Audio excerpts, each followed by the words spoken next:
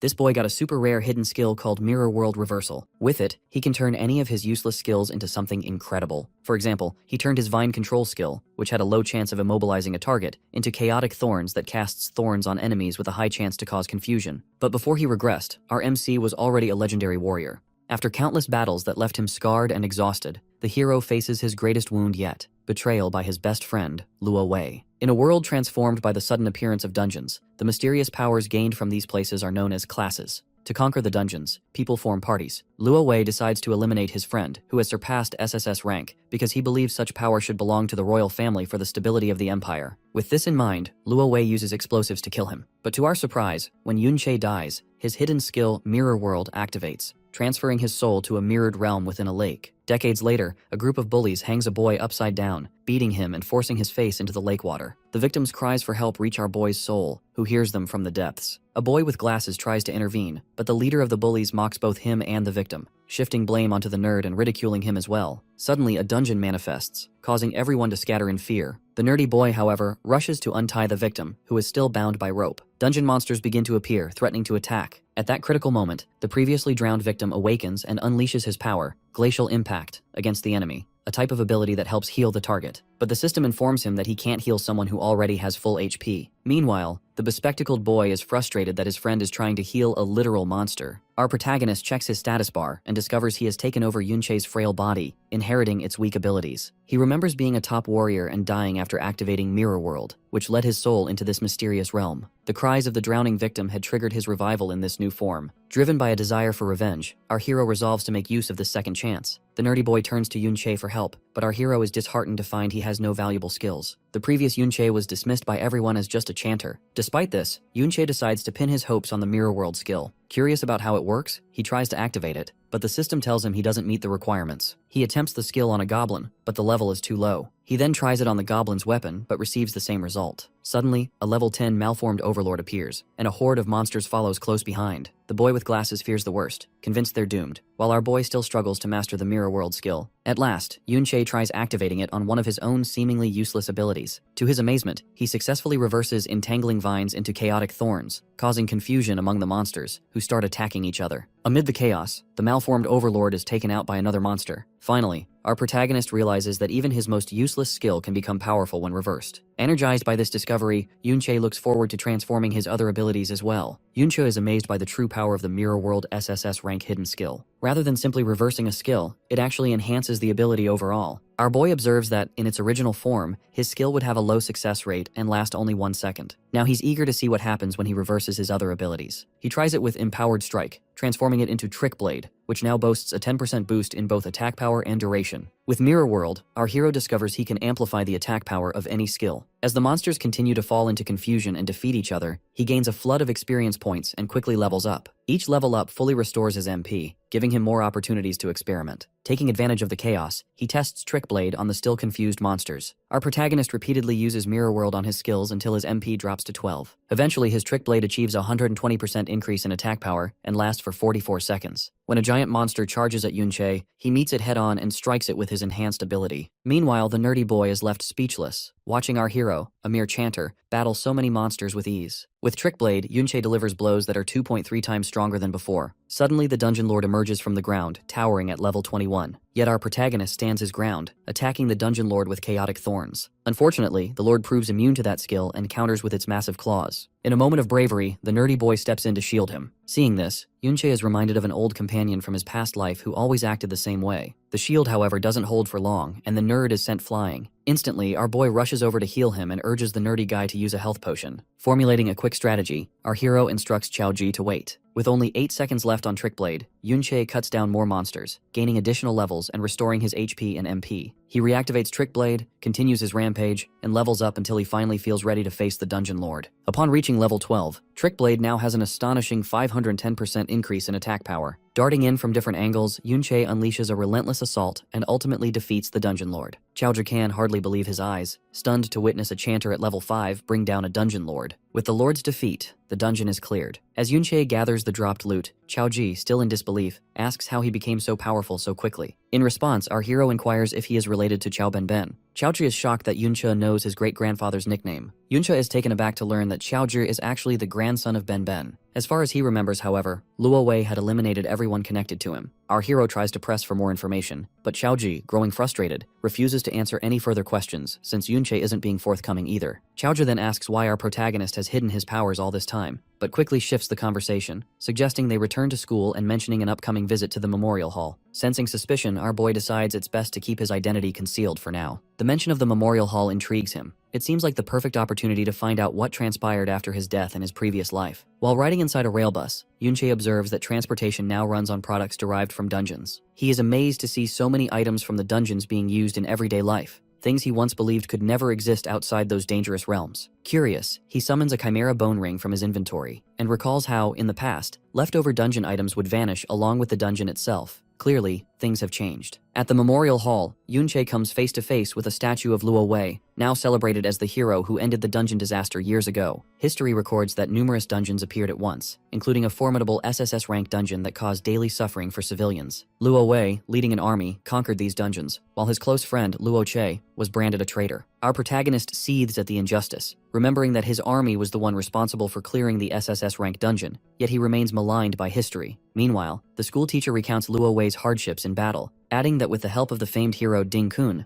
Luo Wei was able to suppress the rebellion. Yet Yunche has no memory of anyone named Ding Kun. As this unfolds, the leader of the bullies, Ding Shu, appears, surprised to see both Ji and our boy alive. His friend quickly speculates that an expert must have been nearby to clear the dungeon. Students gather around Ding Shu, eager to learn about the new dungeon. Ding Shu, however, blames Ji for dragging them into trouble. When Ji protests, Ding Shu puts him in his place by drawing attention to a statue of Chao En, nicknamed Ben, being stepped on by hero Ding Kun, his own ancestor. Suddenly, Ding Shu angrily yells at Ji, accusing him of insulting his ancestor, while other students start gossiping about the traitor Chao En. The school teacher steps in, instructing Ji to apologize and reminding him that the hero's family once spared his own. He makes it clear that no one is willing to help a descendant of a traitor. Just as Ding Shu is about to escalate things further, our protagonist steps in and kicks Ding Shu down, protecting Ji before any harm can come to him. All the students begin whispering among themselves, shocked that a mere level 5 chanter just knocked down Ding Shu and insulted the hero's family. Incensed, Ding Shu calls Yunche a punching bag and rallies his group to gang up on him. Our boy, however, easily dispatches every one of them with precise punches, including Ding Shu himself. The hero's descendant is left speechless after being taken down so easily, while the other students start gossiping again, now convinced that Ding Shu must be weak. Furious, Ding Shu activates his ability, Rage, and summons his fire-forged hammer. Yet, our protagonist spots an opening and slams him to the floor with a single well-timed blow. The students are left in stunned silence as the memorial hall guard arrives, reminding everyone that fighting is strictly prohibited. The teacher, clearly displeased, scolds our boy for his shamelessness and summons a weapon in an attempt to restore order. Calmly, Yunche breaks the weapon using his chimera bone ring and challenges the teacher to handle things fairly, suggesting he's biased toward Ding Shu's family. Displaying the power of his ring, our hero forces the teacher to agree to investigate the incident properly. Internally, Yunche notes that the ring is just a drop from a level 21 lord, yet it's powerful enough to take on a level 32 teacher. As a consequence, the teacher excuses both Yunche and Ji from the memorial hall. Inside, the teacher calls for a healer to tend to Ding Shu. Once outside, our protagonist reflects that, after his own fall, none of his people survived, and Ben was eventually eliminated by Ding Kun. Curious, he asks Ji to share the story of the so-called hero, Ding Kun. Ji explains that Ding Kun discovered the traitor Yunche's plans and led an army near the SSS rank dungeon, helping to quell the rebellion. Our hero remembers that there was indeed an ambush in the dungeon meant to wipe out his people. Ji continues, saying Ding Kun was promoted by the king and became a celebrated figure, fighting for years to protect the world from disasters like the Great Cataclysm of Winterland. Yet our protagonist distinctly recalls that he, not Ding Kun, resolved the Winterland crisis. Still, he's curious about Ding Kun's weapon. Ji tells him about the flowing cloud sword, the blade supposedly used by Ding Kun to execute the villain Yunche. That revelation infuriates our boy even more.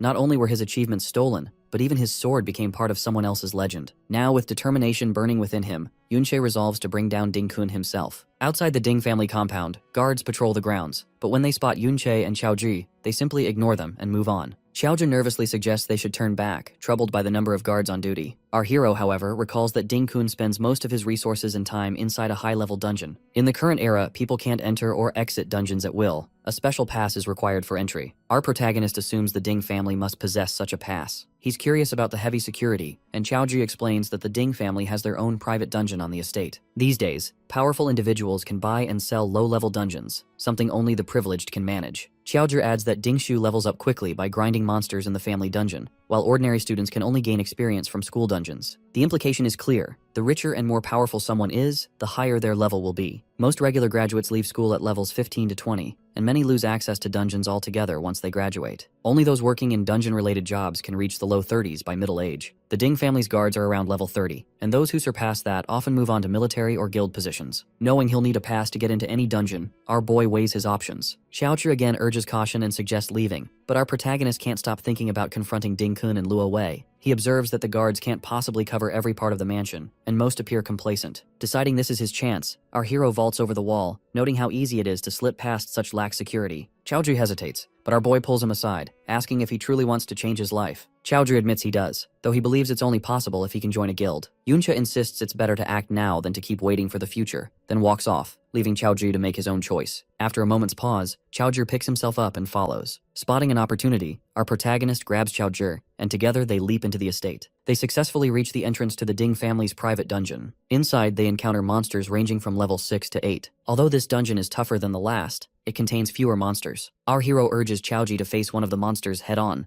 Though reluctant, Chaoji raises his shield as the monsters close in. He struggles at first but manages to hold his ground. Our boy encourages him to fight back, reminding him that he's looking out for him. Finally, Chaoji musters the courage to charge and manages to defeat a monster. Our hero observes that Chaoji is actually quite talented. His main problem is timidity, which leads him to play defense and panic easily. Still, Chaoji's understanding of spatial positioning is impressive, allowing him to avoid taking much damage. Whenever Chaoji finds himself overwhelmed, Yunche jumps in to handle the monsters. After the fight, Chaoji realizes he's leveled up. Our protagonist explains that experience points are distributed based on contribution. If Chaoji doesn't at least throw the monsters back, he won't benefit much, even if Yunche finishes them off. Chaoji mentions that he distributes his attribute points evenly, but our boy advises that shield bearers usually focus on agility. Chaoji explains his strategy, spreading points evenly in hopes of finding a party at school, since slow-moving shield bearers are often passed over, leaving the monsters to be claimed by others. Our hero explains that advanced class promotions beyond level 60 require specific attribute allocations. For instance, the Bastion Fortress class needs 60 stamina and 90 defense, so random distribution won't work. Chaoji doubts he'll ever reach level 60, but Yunche encourages him to aim for beyond S rank. Reflecting on his own progress, our protagonist realizes his support class has returned thanks to the Mirror World skill. Suddenly he discovers that his Mirror World ability itself can be leveled up, opening new possibilities for advancement. Yuncha continues eliminating monsters throughout the dungeon. As he moves to attack another, the duration on his trick blade drops to 0, yet he still manages to finish off the foe. The effort leaves him exhausted, reminding our boy that his current body isn't built for prolonged battles. Despite this, he levels up to 17 and gains both attribute points and experience for his Mirror World skill. Spotting Ding family guards approaching, our protagonist quickly jumps up to higher ground to avoid detection. Chaoji suggests they retreat since there are now only a few monsters left. Our hero agrees, realizing that keeping track of trick blades' boost and duration while dodging guards is too much to handle. He also notes that not every reverse skill is practical in combat situations. Currently, he still needs 30% more experience for Mirror World to level up, and he wonders just how powerful the skill will become once it reaches level 2. Deciding to eliminate the Dungeon Lord to push his progress, Yunche moves deeper into the dungeon, where detection skills from the guards become more frequent. Eventually, they come across the Dungeon Lord, chained and under control. For Chaoji, it's his first time seeing a Dungeon Lord restrained in this way. Attacking it now would attract too much attention with so many guards present, so our boy opts to take out the guards first. He dons a mask and quickly subdues one of the patrolling guards, who immediately agrees to talk. The guard reveals that a stash of passes can be found in the old master's study room. He insists he's telling the truth, having seen the old master and his guard leave with those passes, which are only for temporary use. Without help, it's nearly impossible for anyone to get through security. Yuncha pushes him to empty his inventory, making sure he isn't hiding anything. Once outside, the guard explains that the Ding family's greed leads them to hoard every valuable drop, leaving behind only ordinary items. Our hero manages to pick up a new skill from the guard's skill book. They make their way to the edge of the inner residence, where guards are unnecessary since everyone inside, except Ding Shu, is over level 30. The passes they need are kept within the inner residence, but the family head, who is level 42, is currently inside. The old master and the third head, both above level 50, are away on business. The guard soon collapses, and our protagonist decides to head back into the dungeon alone to lure out the family head. Reaching the chained dungeon lord, he realizes the lord is restrained by high-level chains to keep the dungeon stable. Spotting a lone guard overseeing the mechanism,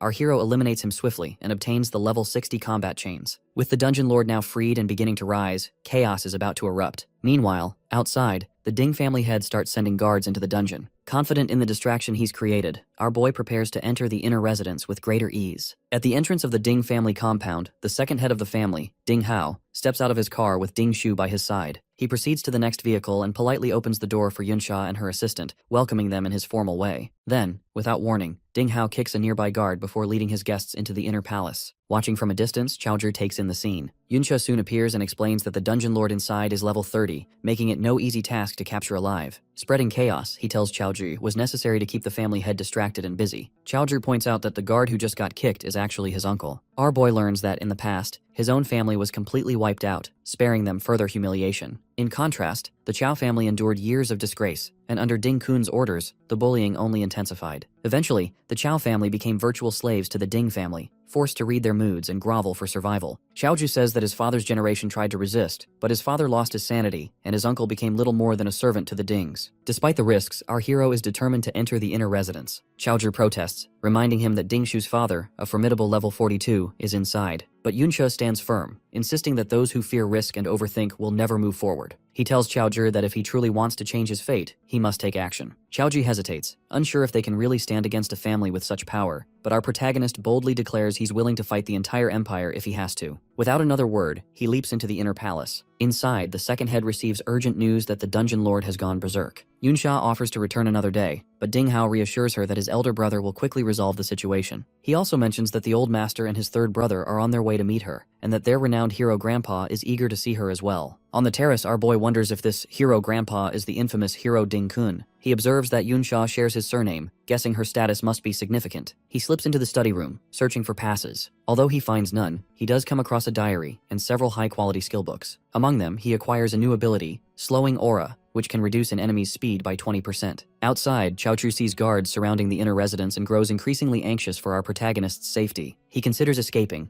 but memories of his family's suffering hold him back. In a surprising act of courage, Chaozhi suddenly shouts to draw the guards' attention, hoping to create a diversion for our hero. Seizing the moment, Yunsha leaps out the window, recognizing Chaozhi's newfound bravery. He shouts loudly, making sure everyone knows he's obtained the chains and skill books. Then, he uses Mirror World to reverse his slowing aura into an accelerating aura. Realizing our hero is heading for the dungeon, Ding Yi quickly orders his guards to pursue. Determined, Yunsha sets his sights on the dungeon lord, intent on leveling up his Mirror World skill. Fortunately, the lord is now at its weakest after the earlier fight with Ding Yi, giving our protagonist the perfect opportunity to strike. Yunsha hears the commotion outside the inner residence, but Ding Hao reassures her that it's merely a thief causing trouble. Meanwhile, inside the dungeon, Ding Yi quickly redirects his guards and rushes forward, ordering the rogues and archers to follow him. However, Yunsha puts his agility and acceleration skills to use, making it difficult for the level 30 archers and rogues to keep up. Our boy soon finds himself face to face with the dungeon lord, which is now in a crippled state and bound by a seal. Recognizing the opportunity, he maintains his speed and aims to dispatch the weakened lord with a single decisive blow. As the guards close in, our protagonist unleashes chaotic thorns, causing the guards to turn on one another in confusion. He slips past them with ease, noting their lack of real team battle experience. A fierce fight breaks out between the guards and our hero, continuing until Ding Yi finally arrives. Clad in armor and wielding his axe, Ding Yi charges at our protagonist. Calmly, Yunsha summons the high-level chains. He can't access their full stats yet, but at level 60 they're still formidable. Breaking the seal with the chains, our hero attacks the dungeon lord from multiple angles, ultimately eliminating it. With this victory, Yunsha reaches level 20, and his Mirror World skill levels up.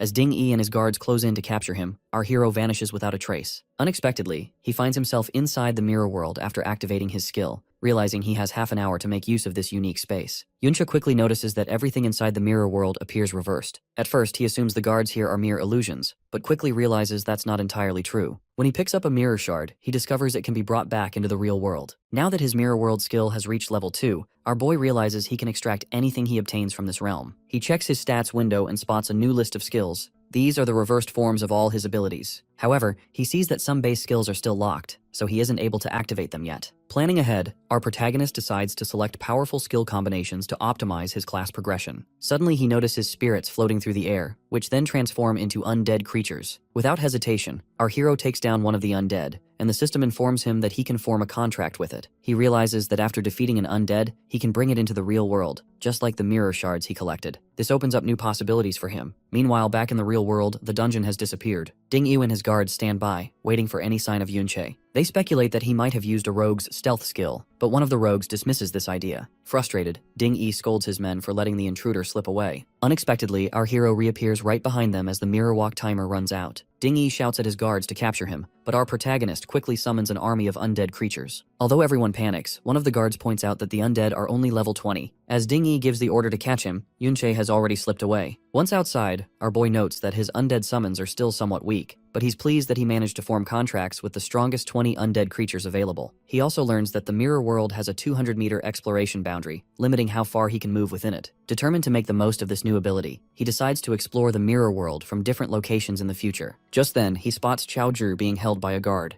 Acting fast, Yunche takes down the guard and grabs Chaozhi. With the situation under control, our hero heads home, eager to tally up his gains and plan his next move. The Ding family's guards continue battling the undead creatures, and while they find it easy to defeat them, the monsters keep reviving. Soon, Dinge, the third head of the Ding family, arrives and effortlessly eliminates all the undead. He explains that these summoned creatures drain magic points and will disappear if defeated a few more times. Meanwhile, inside the inner residence, Ding Hao bows to the old master in apology. He reports that the intruder escaped through a window. The old master, furious, laments that they don't even know what the intruders look like. Ding Hao tries to lighten the mood by mentioning that Yunsha has agreed to visit the hero's dungeon. The old master, however, instructs him to eliminate the intruders and thoroughly check for anything else that may have been stolen. Elsewhere, Yunsha notes with satisfaction that he now possesses a pass and just needs someone who can get him into the hero's dungeon. Back at Ding Shu's house, our boy has reached level 20, though his Chimera Bone Ring is nearly ruined. He's managed to collect over 10 skill books, all support chants, but he's already learned the Battle Song chant, which he can reverse into Shield Song chant. Planning ahead, our protagonist intends to use these skills to stack his attributes, aiming to match or surpass others of the same level based on stats alone. From the Dungeon Lord's drops, he also obtained the Corrupted Knight's armor. With Mirror World now at level 2, the undead creatures he can summon have noticeably boosted his combat power. Still, this isn't enough for our hero. He knows he needs to reach level 50 and form a contract with an S-rank undead creature if he's going to have any hope of facing someone like Hero Ding Kun. Yuncha reassures Chaozhi that the Ding family never saw their faces, so there's little risk of being caught. He then asks if there's a dungeon where a powerful individual has died. Chaozhi, hesitant, admits that the school dungeon fits that description, but warns it's not easy to sneak inside. Our protagonist assures him he has his own ways. Later, at his school teacher's private residence, our boy bribes the teacher with 2 skill books. The teacher says that he can't do much, but the dungeon has recently opened to graduating students. He explains that students can join a team if recommended by a teacher. With the teacher's help, our hero secures permission and soon finds himself at the entrance to the school dungeon. Other students gather, eager to make plans for leveling up. As Yunche surveys the scene, he senses that something isn't right. He learns that the Valiant Dungeon was a gift from the hero to the school. Chaozhi, uneasy, finally reveals that this is the site where the hero valiantly slew the so-called traitor Chao En. The school teacher warns that the dungeon's level is high and assigns another student, C, to look after the group. C grumbles but follows instructions, telling our protagonist and Chaozhi to stick to the back. Despite the bustling preparations, our hero can't shake the dangerous feeling he's getting from this level 2040 dungeon. Inside the dungeon, Z immediately recognizes Yunsha and Yun Yin. He points out that they're lower grade, then turns his attention to Yunche and Chaozhi, noting they are also low grade. Boasting, Z claims he feels more energized around girls and wishes Yunsha and Yun Yin would stay by his side. One of his teammates reminds him that those two are well above level 30, far out of his league. Unexpectedly, Yunsha and Yun Yin walk over to our boy. He instantly identifies Yunsha as the guest he saw at the Ding family estate and wonders why she's come over. Yunsha casually compliments his voice, mentioning she saw him at the memorial hall, then leans in and quietly admits she recognized him yesterday at the Ding family residence. Caught off guard, our protagonist is surprised she was able to recognize him with just a couple of exchanges. After changing equipment, Yunsha and Yun Yin move on. This makes our hero realize that Ding Shu might have recognized their voices yesterday as well. Wanting to repay Yunsha and Yun Yin for not exposing his identity, our boy quietly warns them to be careful, explaining that this dungeon gives him a dangerous vibe. Yunsha thanks him for the warning, but confidently assures him she's not worried at her current level. Seeing this, Z's group is left stunned and quickly gathers around Yunche, eager for introductions to Yunsha. Our hero brushes off their curiosity and heads further inside the dungeon. Z and his group argue, insisting that Yunche and Chaozhi should not go off alone. Trying to save face, Z claims he's close to Yunsha, so there's no way he would be a low level. He reminds his teammates that their primary goal is to collect crystals, and suggests they ignore the low graders, since everyone has a distress flare. Secretly, Z hopes our protagonist will get himself killed for being overconfident. Meanwhile, Ding Shu races toward the dungeon entrance and questions the teacher about the team that just entered. He recalls how his elders dismissed his concerns when he told them it was Yunche and Chaozhi who broke into the compound. His father thought Ding Shu was still upset about the memorial hall incident, while the family head insisted that the students couldn't possibly escape so many guards. The third head demanded evidence, and the old master dismissed Ding Shu outright. Now desperate to prove himself, Ding Shu grabs hold of a teacher, insisting on being allowed into the dungeon. Yuncha is busy taking down monsters when one suddenly launches a fierce attack. Quick to react, Chaoju summons a set of shields around our boy and shouts words of encouragement, boosting his stats in the process. Thanks to this support, our protagonist manages to defeat the monster. As a result, he levels up to 21, while Chaoju reaches level 11. The skills Chaoju just used are from the Ding family's skill books, making him an effective ally even against tougher enemies. As they press on, our hero remembers a rare monster known as the Obsidian Beast. If he can defeat it, he may acquire the support type skill, Gravitational Pull, which is already listed in his reversed skills. He's also eager to find the place where a powerful individual once fell in battle. Eventually, they arrive at Crystal Pillar Canyon, home to a group of elite-grade radiant stone beasts. Yuncha observes that these monsters have migrated at least a kilometer, identifying them as a wandering type. Unlike ordinary monsters, these creatures roam freely and possess greater strength. Our protagonist recalls that in the early days, facing this type of monster was nearly suicidal. They would even emerge from dungeons and terrorize humanity. However, defeating them offers higher experience points and better loot than regular foes. The radiant stone beasts are formidable, so Yunche decides to test their abilities first. He quickly discovers that they can heal themselves continuously. When the monsters attack, even Chaoji's shield isn't enough. Our boy is wounded, and his speed alone can't help him dodge. Forced to retreat, he summons his undead army for cover and decides to depend on the defense boost from Chaoji's recent level up. Later, in a lower-level grinding zone, Chaoji steps up to take on some monsters. Our hero observes that most classes hide behind shield bearers for protection. After their time grinding in the Ding family's dungeon, Chaoji has invested his points in defense, and combined with the armor they looted, now possesses the core abilities needed for a competent shield bearer. Yuncha coaches him to swing his shield in the direction of incoming attacks. Still learning, Chaoju leaves an opening, and a monster slams him into a crystal. Our protagonist immediately jumps in to finish off the monster and advises Chaoju to watch for follow-up strikes. He encourages his friend, reminding him to always be mindful of the teammate behind him. Working together, they defeat many monsters, steadily leveling up. Yunche reaches level 22, while Chaoju climbs to level 15. Eventually, Chaoju learns a new skill from a skill book,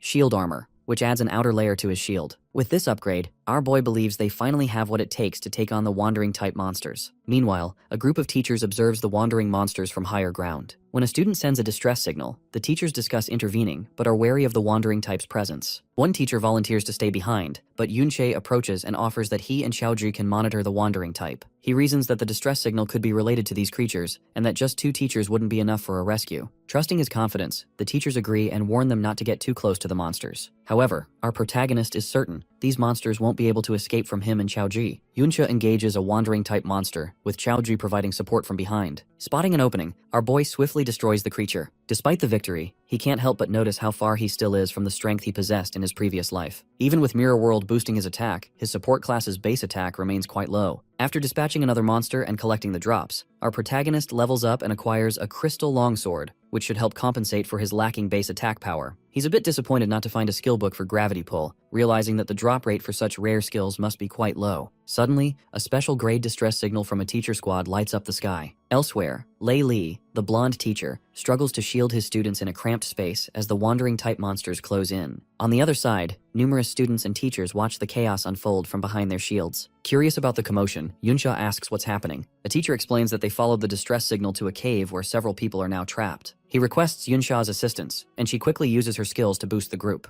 Together with Yun Yin, she takes down a wandering type monster with ease. Observing from a distance, our hero notes the impressive skills and equipment Yunsha and Yun Yin possess. Driven by curiosity about the situation inside the cave, he instructs Chaoji to remain with the others while he investigates further. Entering the mirror world, Yunche discovers he can now access this realm at will, something he couldn't do after the incident with the Ding family. Inside the mirror world, he observes that people have reflections while monsters do not, and he spots the corpse of a monster, confirming he's the only one physically present in this dimension. Venturing into the cave, our protagonist finds Z and his group, leading him to suspect they were the ones who triggered the wandering types to gather in this area. Intrigued, he pushes deeper into the cave, searching for the root cause of the disturbance, until he finally stumbles upon something unusual. Our hero soon discovers why Z and the others ventured into the cave: the presence of special crystal ore. Unlike ordinary crystals found outside, these ores possess far greater value. They're used to craft advanced gear and unique items, making them even more precious than gold. When Yuncha picks up a mirror crystal ore, he realizes that as long as he can find a mirror surface, he can return to the real world from the mirror world. Deciding to explore further, our boy notes that a haul of this ore could make someone a billionaire. Meanwhile, in the real world, Yunsha and Yun Yin fight their way to the cave, defeating the wandering type monsters to clear a path for rescue. Upon reaching the trapped group, they warn everyone to stay alert, as they'll have to continue fighting to escape. Before they can regroup, however, even more wandering types move in and surround them. Back in the mirror world, Yunche stumbles upon a crystal core, a rare treasure that takes ages to form, representing the crystallized essence of all the special products within the dungeon.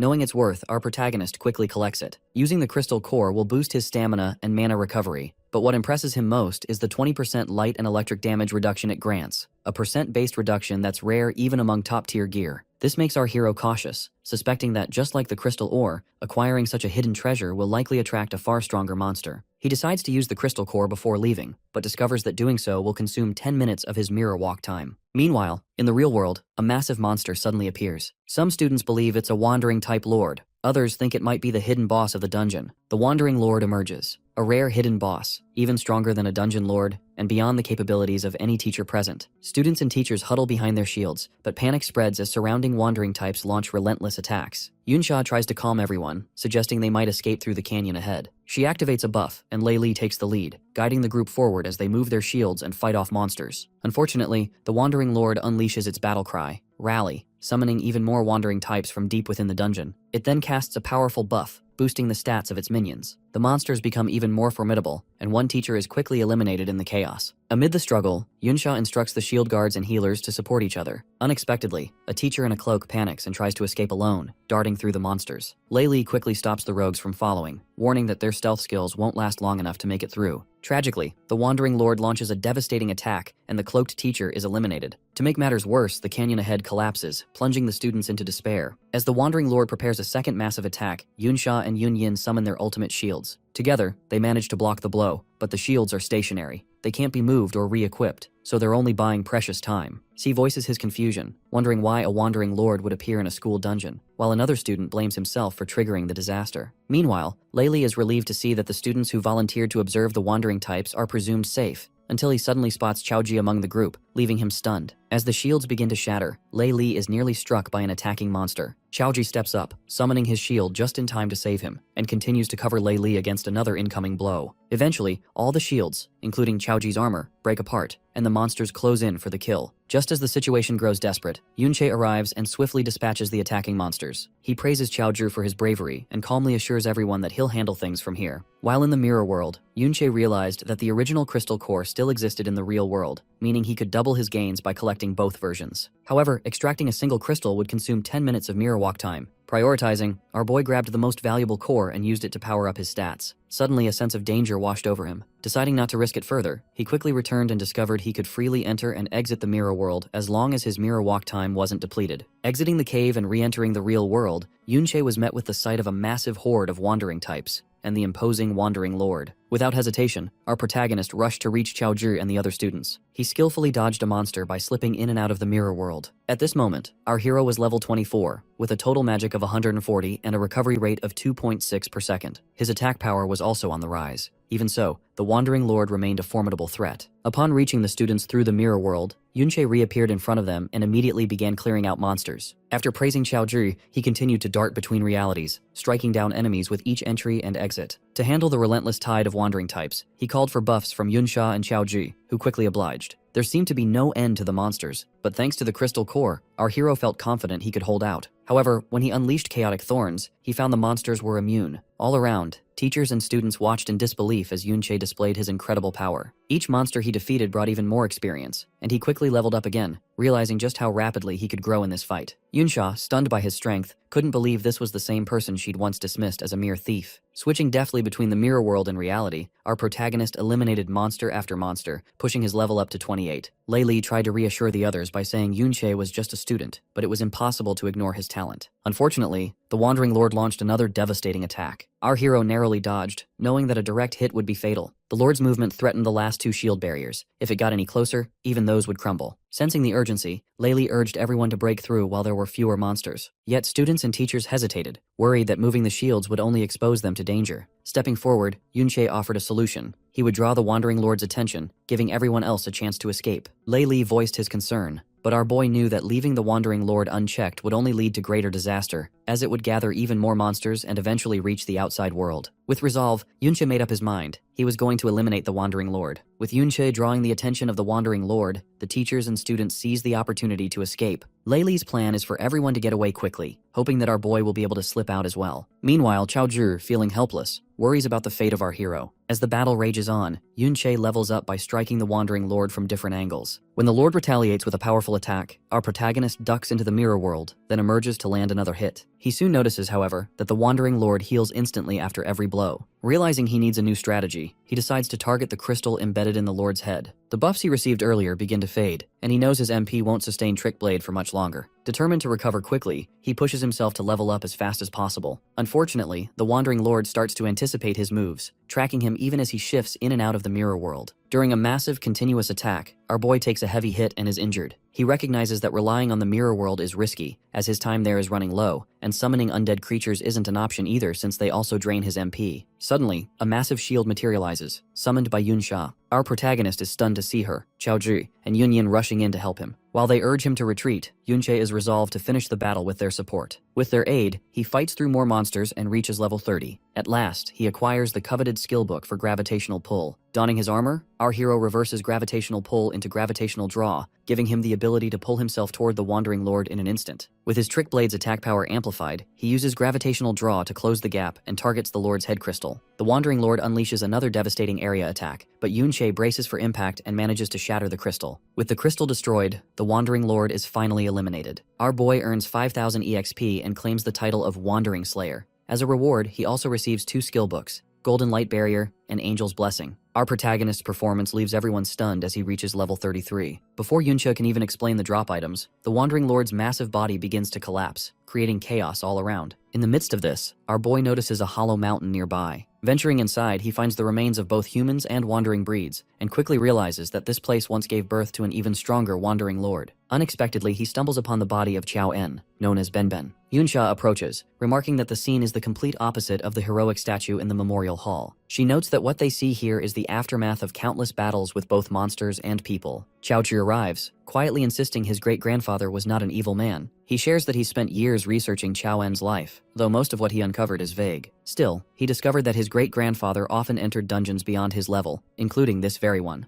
a known breeding ground for wandering lords. Chaoji explains that back then, officials lacked the military strength to handle such threats, so they depended on powerful individuals to clear dungeons regularly. His great-grandfather was one of those elite few. Although his family thinks he's just seeking comfort, Chaoji has never stopped looking for the truth. Hearing this, our hero gives him a reassuring pat, letting him know he believes him. Yunsha recalls that Benben was far from evil. He was always determined to grow stronger, unafraid to ask for help or even argue with his master. Ultimately, Benben met his end fighting an overwhelming horde of monsters. Filled with resolve, our protagonist silently vows to take revenge on the Ding family for Benben's sake. Meanwhile, back at the Ding family estate, Ding Shu reports that students are returning from the dungeon, singing Yunche's praises for defeating a hidden level 40 boss. The third head of the Ding family immediately rises, orders his guards to assemble, and commands them to bring in the members of the Chao family. Yunsha hands the skill book Golden Light Barrier to Chaoji, explaining that he can't learn a skill designed for shield bearers. According to Yunsha, our boy certainly doesn't lack for powerful abilities. Despite her own impressive skills, she admits that even she can't keep up with him. She points out his vanishing act and his unique ability to summon undead creatures, making our protagonist realize that his undead summons are transformed souls. This sparks the thought that there could be other souls in the mirror world besides his own. Curious, Yunsha enters the mirror world, which refreshes with his arrival. He spots the soul of Benben and wonders if it's possible to interact with or even utilize it. Back in the real world, Yunsha remembers she has an important ceremony to attend, so she and her assistant take their leave. Inside the mirror world, our hero attempts to communicate with Benben, but receives no response. Suddenly, Benben's soul lets out a roar and conjures a dark wall around Yunche. Scenes from Benben's life play out on the wall, showing Ding Kun ultimately striking him down. The wall shatters and Benben's soul attacks, driven purely by battle instincts. Realizing that conversation is impossible, our protagonist attempts to exit the mirror world, only to find he can't leave from this area. Left with no choice, he prepares to face Benben's soul head-on. Meanwhile, in the real world, the third head of the Ding family, Ding Ge, approaches Chaoji with Ding Shu and several guards in tow. Ding Ge demands to know the whereabouts of Yunche, while Chaoji tries to play it cool, nervously asking if they're there for training. Ding Ge ignores the deflection, revealing that they know Chaoju and our boy snuck into the Ding residence. Ding Shu adds that he recognized their voices, and Ding Ge ominously mentions he has a gift prepared for Chaoji. Ding Ge gives a signal, prompting members of the Chao family, including Chaoji's mother, grandfather, and several close relatives, to step forward. Chaoju's grandfather immediately demands that he kneel and apologize to the Ding family, but Chaoji refuses, insisting he won't let his family be treated like dogs by the Ding family for generations. His uncle, however, drops to his knees, declaring that for the descendants of a supposed great sinner, It's already a blessing to be allowed to serve in such a lowly way. Xiaozhu's aunt appeals to him, reminding him to consider his mother, who has suffered so much since her husband went insane. But Xiaozhu stands firm, insisting that they should look at the body of his great-grandfather, who fought to avert disaster and sacrificed himself after being swarmed by monsters. He pleads for his family to believe the evidence before them,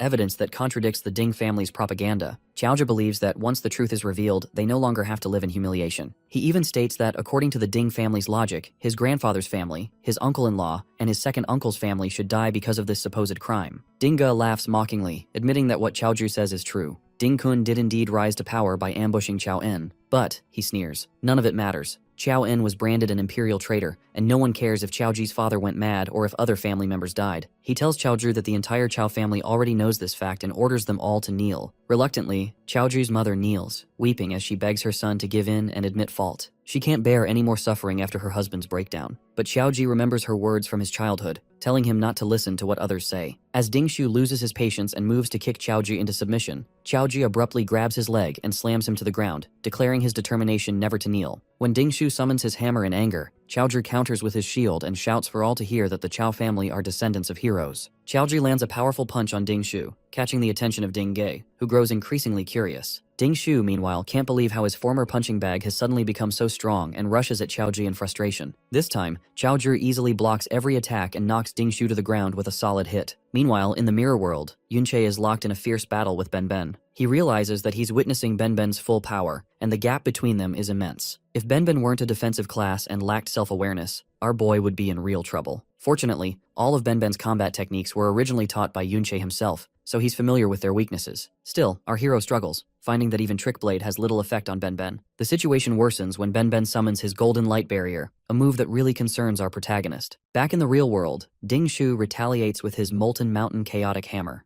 Xiaozhi stands firm, blocking the attack and countering with a series of blows that leave Dingshu reeling on the ground. As Dingshu takes hit after hit, the third family head summons his own claw weapon, ready to take matters into his own hands. Unexpectedly, he finds Xiaozhu protected by the Golden Light Barrier. Inside the barrier, Xiaozhu holds Dingshu, continuing his assault and calling the Ding family cowards. In the mirror world, our protagonist is desperately attacking the Golden Light Barrier. He knows that the barrier can withstand at least 10 hits, provided none of them deals more than double its tolerance. Once its energy is depleted, any 10 attacks can break it. In the real world, the third family head eventually manages to destroy the barrier. As the dust settles, Xiaozhu declares that if his great-grandfather were present, the Ding family would be the ones begging for mercy. Enraged, Ding Ge uses a skill that forces Xiaozhi to let go of Dingshu, then unleashes Gravity Smash, which splits the ground and leaves Xiaozhi severely injured. Ding Ge advances, preparing to sever Xiaozhu's legs with his axe. At that moment, Xiaozhi's mother intervenes, pleading for her son's life and offering to kneel and accept any punishment in his place. Ding Ge offers Xiaozhi a choice, but quickly loses patience and turns his fury on Xiaozhi's mother, intent on harming her. Suddenly, Benben's undead soul appears before everyone, stunning the entire Qiao family and their captors. Yunche, watching from the mirror world, explains that Benben has returned from hell to settle the score. Before everyone's eyes, undead Benben stands tall. The third head of the Ding family immediately orders his men to subdue him. The Ding family guards rush in, but Benben activates Iron Armor, Shield Armor, Guardian's Aura, and Group Shield all at once. Their combined assault is effortlessly repelled, and the guards are hit back instead. Xiaozhi's grandfather is left speechless by Benben's strength, while Xiaozhi admires how he can withstand attacks from so many opponents at once. Turning to face Yunche, Ding Ge declares that he knows Benben is just an undead summon, having already seen our hero's undead army at his own home. He mocks Benben for being only level 33, calling him trash, and launches a relentless series of attacks using his Semen Adhesion skill. Benben, however, counters every move. Growing frustrated, Ding Ge breaks through Benben's defense with a red aura and unleashes Summon God Crash, but Benben blocks it with his Golden Light Barrier. The third head acknowledges the barrier's power and orders his men to break it, only to discover they're all preoccupied battling the undead skeletons. Furious, he tries Charge Pressure Punch on our boy, but the attack has no effect. Shocked, Ding Ge switches to Rending Claw, but our protagonist vanishes, only to reappear above and strike down, leaving Ding Ge badly wounded. Bleeding and enraged, the third head roars, but Yunche easily dodges. Benben lifts his sword, giving our hero a platform to jump from and launch an even swifter attack. With one clean strike, he severs Ding Ge's arm. When Ding Ge calls for his priest, he discovers all his men have been eliminated by the undead.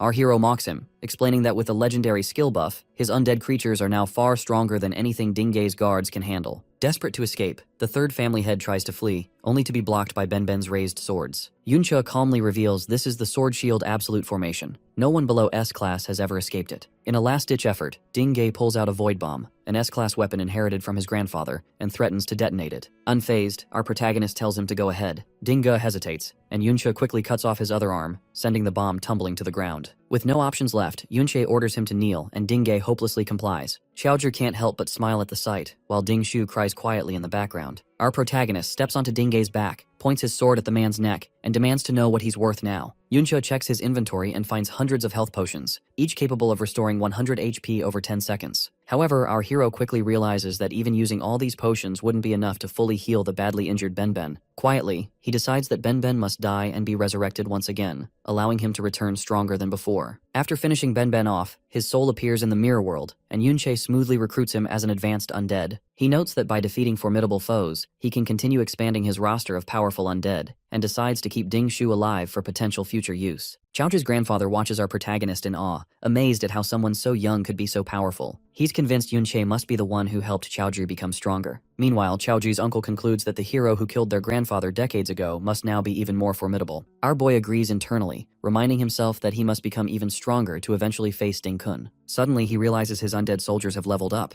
Sending them out to battle was the right move. Now, with their enhanced strength and new equipment, they're nearly unstoppable. Seeing that this dungeon no longer offers enough experience, Yunche orders his undead to defeat the dungeon lord. By doing so, the dungeon will disappear, providing cover for the Chow family to escape unnoticed. Soon, his undead successfully take down the dungeon lord, and the dungeon begins to vanish. Turning to the Chow family, our boy reassures them that the ensuing chaos will delay the Ding family's response to the third head's death. He advises them to flee immediately and promises to handle any pursuers. Our protagonist knows he needs to defeat more dungeon lords to reach Mirror World level 3. The last upgrade made him significantly stronger, and he's confident that reaching the next level will put him on par with, or even above, Ding Kun. Later, at the entrance to a wealthy man's private dungeon, a guard boasts that nobody would dare trespass, unaware that Yunche has already slipped past. Inside, our hero notes how poorly protected these types of dungeons are and proceeds to clear several more, steadily leveling up. Soon, rumors spread about a mysterious dungeon destroyer. Xiaozhi's grandfather wonders if this could be Yunche, worrying that people will eventually connect these incidents to the dungeon they previously entered, which could lead the Ding family back to our protagonist. He realizes Yunche cleared the dungeons to help the Chow family escape. Now hiding far from the Ding family estate, the Chow family finally feels a sense of relief, until Ding Hao, the second head of the Ding family, shatters the wall of their hideout with his unmatched descent skill. He calls them traitors, and warns that Yunche's location has been discovered. Meanwhile, outside the hero dungeon, our boy, now at level 42 with Mirror World leveled up to 3, stands ready, declaring that he's come for Ding Kun. Standing before the hero's dungeon, Yunche reflects on how all the private dungeons he cleared were only around level 30, far too weak to provide any real challenge or growth. The stronger dungeons, like this one, are controlled by the state, heavily guarded by the military, and off-limits to anyone within a 2-kilometer radius. Normally, our boy would rely on his Mirror World skill, but with a range of only 20 meters, it isn't enough to bypass such strict security. Instead, he decides to turn to Yunsha for help. When she arrives, Yunsha demands to know why he's asked for her assistance entering the dungeon. She admits she can't get in without a pass either. Our protagonist hands her several temporary passes he'd stolen from the Ding family estate. She points out that every pass requires someone to accompany the holder through inspection, and presses him about why he's so desperate to enter. Yunsha explains that after seeing Benben's fate in the so-called Traitor's Dungeon, he suspects there's something wrong with the story the heroes have spread about the rebellion. He's decided to help the Chow family uncover the truth. Yunsha argues that he has no ties to the Chow family, so risking conflict with the hero's family makes no sense. She accuses him of lying, noting that he stole the passes before knowing anything about Benben. She mentions that Dingay led a group into the Traitor's Dungeon for revenge but disappeared along with the dungeon,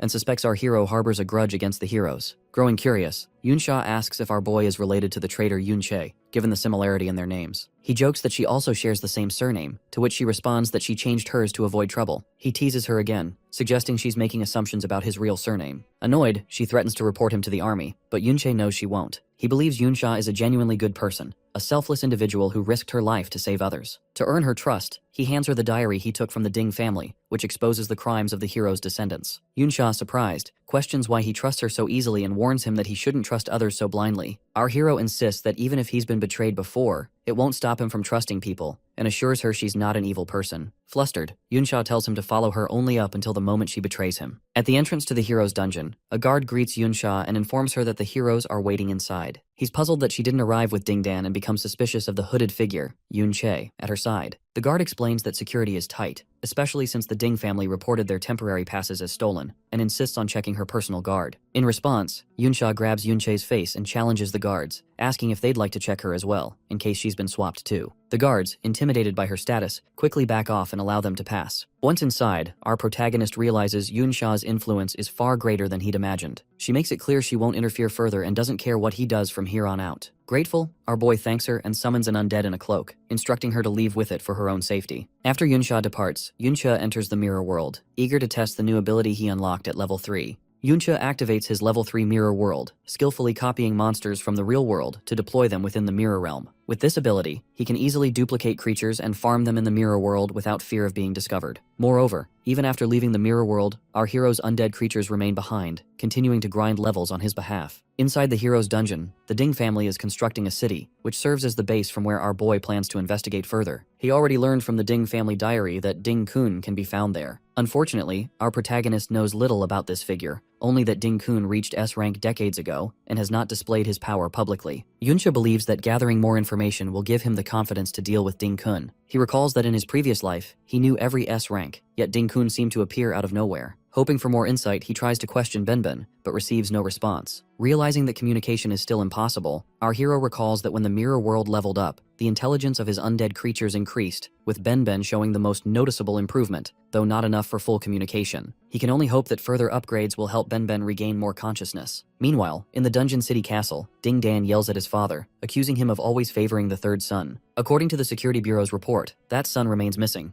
The hero of the Empire, Ding Kun, sits in his armor but rises at his son's outburst, stating that the criminal must have reached S rank and advising him to take immediate action. Unexpectedly, Kun pierces his hand into Dan, mocking him for being unable to even keep track of his own son. He derides him for being an S rank who cannot withstand a single blow, and declares that the only reason he kept Dan alive was to watch over his grandson. Now, however, Dan must clean up his own mess. Kun also warns him that losing a blood relative costs several years of his life. Outside the castle, Ding Yan, a descendant of the hero, sits bound with belts atop the back of a giant man. Yan watches with amusement as humans and wolves fight one another for food. His aide, Nans, appears and mentions that Yan's master's pet has not eaten meat in days. At that moment, our protagonist observes them from a distance, noting that the Ding family here seems much more restrained compared to those outside. As he debates whether to reveal himself, Benben begins to struggle, attempting to say something. Yunsha realizes that even in this state, Benben wants to help others. He remembers that, among those from the disaster zone, Benben and Lanqian were the kindest and strongest, which is why he accepted them as his students. Now, however, he feels regretful, believing it is his fault that Benben ended up like this. After a few minutes, Benben starts muttering names, making our boy believe that Benben has regained some consciousness. Benben then says that Lian Qian is Ding Kun, causing Yunsha's eyes to widen in disbelief. Meanwhile, in the castle, Ding Kun wipes his son's blood from his armor, muttering our protagonist's name. He hadn't expected to hear that name after so many years, but now he feels both excited and curious to discover who is impersonating his master. Yan cares deeply for his pet ogres, but as he becomes absorbed in tending to other pets, the ogres begin to starve. In a manic moment, Yan points frantically toward the helpless humans lying ahead, commanding his ogres to devour them all. As the carnage nears a child, Yunche arrives just in time and eliminates the threat instantly. He still struggles to accept that Ding Kun is actually Lan Qian. Meanwhile, Yan hides behind his assassin, wary of the sudden turn. Although our boy is furious to learn that Ding Kun and his student are the same person, he recalls the past, when he explained to both his disciples that the age of knights had ended, yet as a descendant of knights, he intended to pass down something meaningful. Under his guidance, he ensured his students became stronger than ordinary professionals. He instructed them to remember a few key principles if they wished to train under him.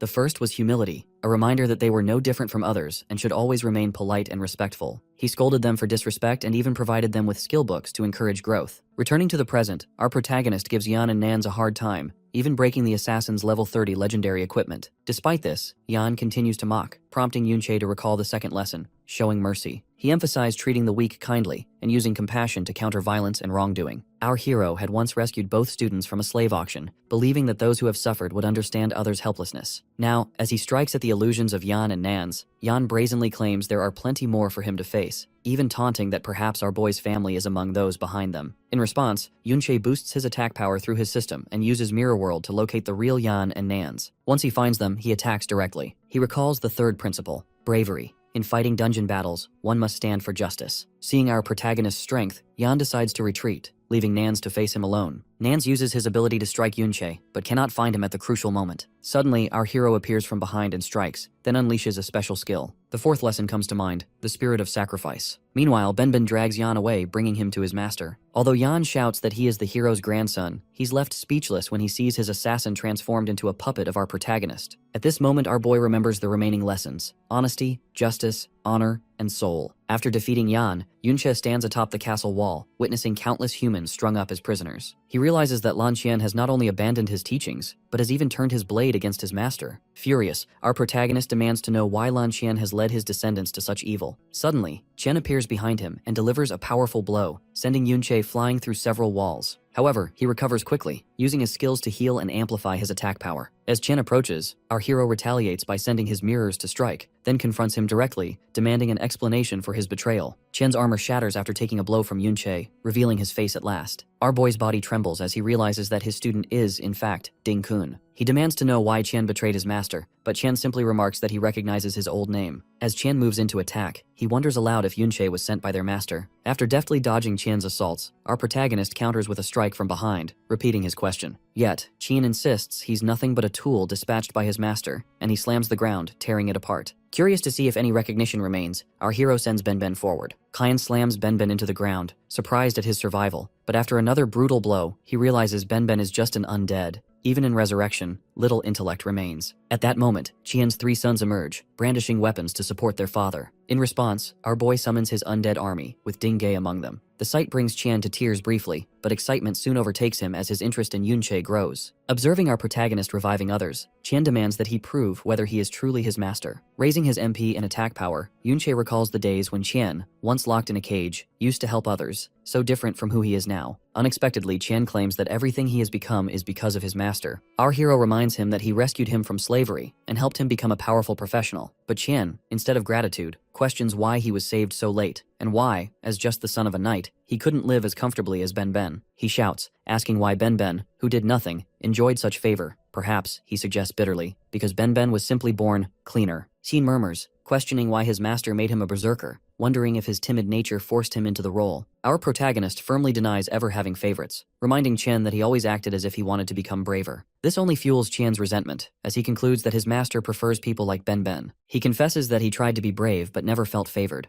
always believing his master looked down on his origins. Admitting he cannot live by the virtues of knights, Qian asserts that status and power determine one's treatment. Saving others holds no value for him, and he claims there is no betrayal. His master chose Benben, and he chose a different path. He reveals that Luo Wei granted him a higher status, highlighting the stark contrast between his descendants' lives and Benben's. With a mocking laugh, he points out the current positions of both his master and Luo Wei. Furious, our boy attacks with his mirrors, striking from every direction. As Qian's armor is completely destroyed, Yunche coldly declares that he isn't even worthy of Benben's toes. Qian's armor shatters completely, yet he bursts into amused laughter. Suddenly, he boosts his attack power by 300% and his speed by 200%. As he leaps toward Yunche, he mocks him as a hypocrite, activating the rampage. Berserker exclusive skill, Qian's speed becomes almost impossible to follow, forcing our boy to rely on Mirror World to hide and dodge. After Qian's strike, our hero reappears, making Qian realize that he's using mirrors to travel and evade attacks. In response, Qian unleashes his Berserker exclusive skill, Bloodstorm, aiming to shatter all the mirrors and cut off our boy's means of escape. As the Bloodstorm rages, our protagonist's HP drops rapidly. Qian then activates Berserker's body, sneering that his master only talks about virtue when it's safe to do so. Just as he prepares to strike, he mocks our protagonist for preaching compassion despite living comfortably. Using Blood Rage Explosion Blade, Qian slams Yunche hard into the debris, causing his HP to plummet. Qian laughs, pointing out that without any mirrors, our boy can't run any longer. Despite the setback, Yunche uses basic healing to recover and gets back on his feet, launching another attack at Qian, who easily counters. Qian taunts that his master has grown delicate and begins to press his blade down. When our hero attacks with a second blade, Qian stops it barehanded, claiming that betrayal is the only way someone truly grows. Struggling, our protagonist manages to free his first sword, but still finds it difficult to fight his former student. Curious, Qian asks if he's jealous of Kuo Wei, who has become the supreme king, while he himself turned traitor. With a final taunt, Qian hurls Yunche into the debris with tremendous force, dropping our boy's HP to just 42. Qian's excitement only grows at the thought of eliminating his master with his own hands. He offers a twisted mercy, suggesting Yunche kneel and become his pet, and demanding the secret of resurrection. To Qian's surprise, our hero rises, gripping his blades and admitting he should never have rescued Qian from the slave cage. At that moment, he levels up, restoring his status fully and stunning Qian. Meanwhile, the undead army continues farming monsters in the mirror world, steadily increasing our protagonist's experience. Activating Reverse. Acceleration Radiance. He boosts his unit's speed by 30%, then enables Reverse Evil Possession to increase his stats even further. Drawing on every chanting class skill acquired from each dungeon, Yunche declares he doesn't need Virtue when dealing with someone like Qian. He's determined to clean up the mess, whatever it takes. He launches attacks from every direction, but Qian just laughs, remarking that his master is wildly swinging 2 swords with no aim. As he strikes at our hero, Yunche vanishes, only to reappear behind his student and land a blow. Qian is stunned, remembering he destroyed all the mirrors, but then notices blood on the ground and realizes, too late, that any reflective surface can be used for travel. Quickly, Qian activates Blood Energy Gathering, convinced that now, with no reflective surfaces left, Yunche won't be able to escape. Suddenly, Ben stabs him from behind, and seizing the opportunity, our boy summons every single undead creature. Now, Qian finds himself completely surrounded, with no chance for escape.